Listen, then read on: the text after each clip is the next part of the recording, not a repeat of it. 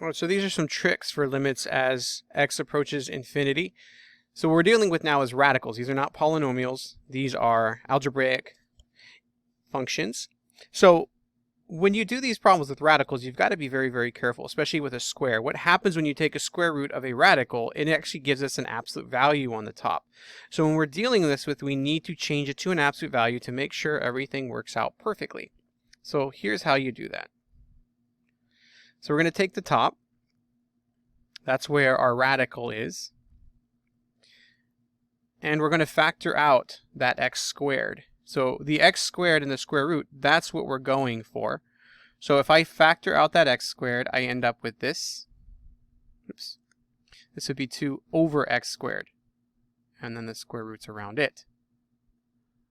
Like that.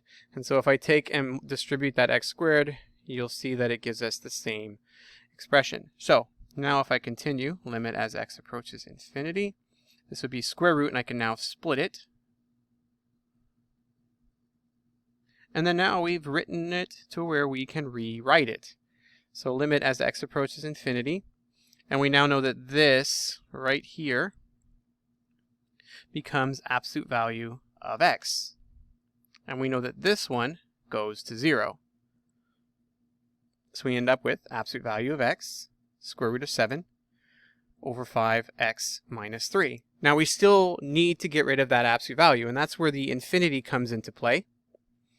So if we're plugging in positive values, if you remember, with absolute values of x's, if you have the absolute value of x, we already know that it's going to be negative x for x is less than 0. You can put an equal on it. And positive x for x is greater than 0. So now all we have to do is look at our infinity. So if this is going, here I'm going to rewrite it. If our x is approaching negative infinity, then we use the first one. And if our x is approaching positive infinity, then we use the positive one. That's it. So we're just going to now change it. So this becomes the limit as x approaches infinity, and we're approaching the positive, so we can now just say that our absolute value is x. So we are converting this into this. Square root of 7, 5x minus 3. And so what we've done is we've taken our algebraic and turned it back into our rational. And now we can use our rules for rational. So the limit as x approaches infinity, and again we just divide by the denominator's leading term. So x over x, square root of 7, 5x over x minus 3 over x. Rewriting. This would be square root of 7 over 5 minus 3 over x. Oops, I'm supposed to just change that to 0. And we're done, right? Well, let's just rewrite it. Limit as x approaches infinity, minus 3 over x. There we go. And then that goes to 0. Should show all steps. Square root of 7 over 5. And there is our limit. And so you may think, oh, well, that's just x. And so if I were to just divide everything by x and bring it in, it works out perfect and it cancels away. You're now canceling away the x squared. So if we had done the limit as x approaches negative infinity, so that one's done. Let's try another one with negative infinity. This would be 7x squared plus 2, 5x minus 3, which we know will become absolute value of x. Oops, forgot the limit. Limit as x approaches negative infinity, which will become the absolute value of x, square root of 7. And you would still have to show all work. Work is above 5x minus 3. And so now since we're going to negative infinity, we would use the next one. So this one is for negative infinity, so this one would then become the limit as x approaches negative infinity of negative x square root of 7 over 5x minus 3. And so now if we divide everything by x, we get the limit as x approaches negative infinity of negative square root of 7 over 5 minus 3 over x. That goes to 0. And the limit is actually negative rad 7 over 5. So if you had not changed it to an absolute value, you would not have seen the negative. So if we plug that in our calculator, we get this. And I've already plugged this in here. My table set is still negative infinity. So if I hit table, you can see it's that negative 0.529. And if I change it to a positive, you can see it's the positive 529. So with the square root of a square, you want to always make sure that you do convert those into absolute values so that we can apply our absolute value piecewise function to each of our limits, x for infinity and negative x for negative infinity. Let's try another. So with this one, what we have to do is convert it into a rational. And you might want to think that, oh, we can just take that x squared out, make an absolute value, and go for it. And it works some of the times, but not always. So to play it safe, we're going to make it into a rational. So how do we do that? Well, we first just put a 1 under it.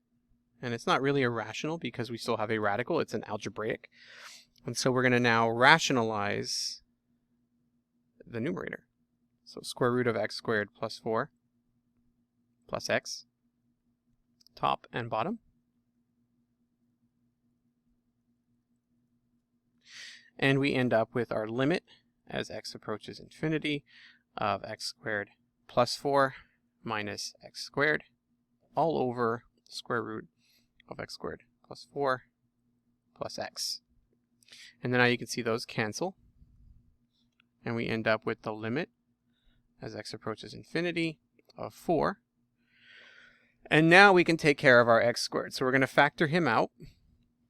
And we end up with 1 plus 4 over x squared. And then it's plus x. Close that parenthesis. I like to put a little line down there to make sure that the radical's closed there.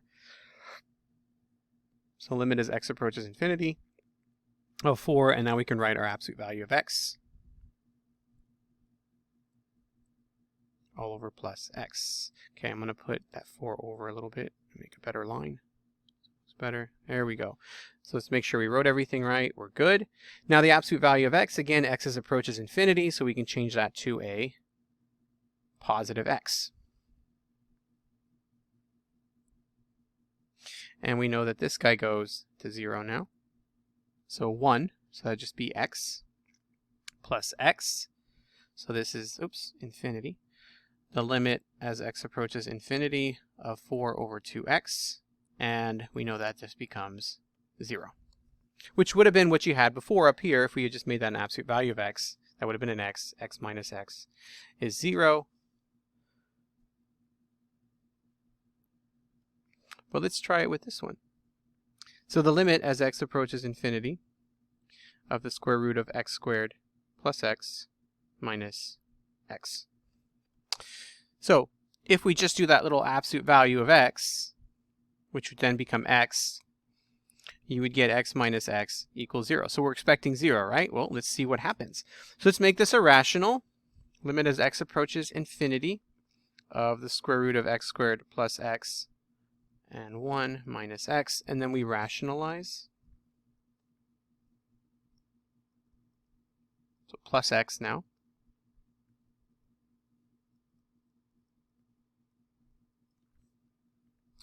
And we multiply that out, and we get the limit as x approaches infinity of x squared plus x minus x squared all over the square root of x squared plus x plus x. So our x squareds are canceling, and we end up with x over that.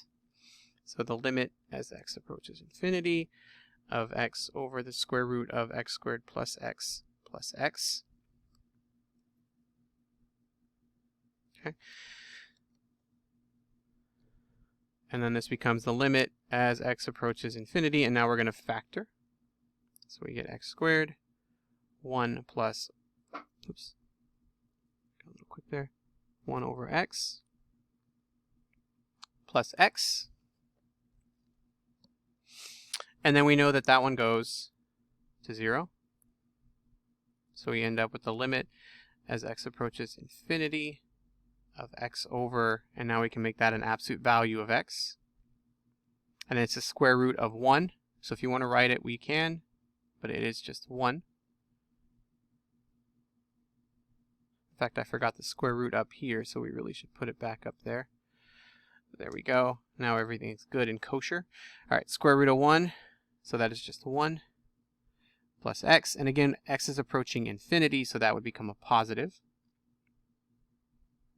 So we get x over x plus x. And then this becomes the limit as x approaches infinity of x over 2x. The x's cancel, and we get 1/2. So that should be our limit, not 0. So this is why we want to make them into rationals. So there is our function. There's our 1,000,000. And there's our table. It's a half, just like we got here. So there you have it. So there's our tricks. Make sure you always make them into rationals. If you see a square root of a square root, you want to convert it into an absolute value. Thank you.